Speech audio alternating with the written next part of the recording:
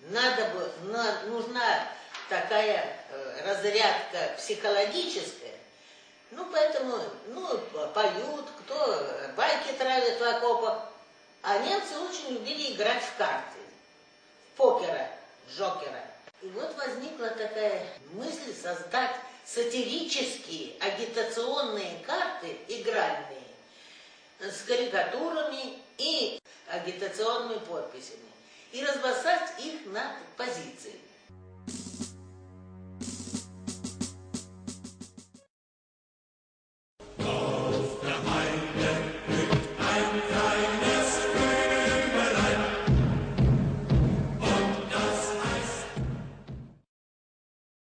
Глаз не смыкая, пуль не считая, бил врагов солдат. Это, конечно, работа очень кропотливая и требует большого времени.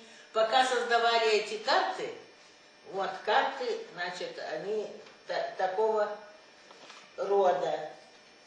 И рисовал их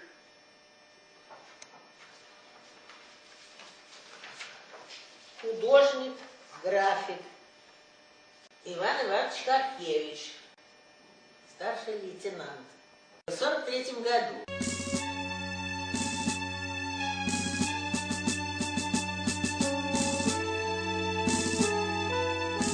Но там обстановка на фронтах изменилась, особенно после Сталинградской битвы. Наши рванули, пошли вперед, и поэтому не успели их большим тиражом выпустить и разбросать.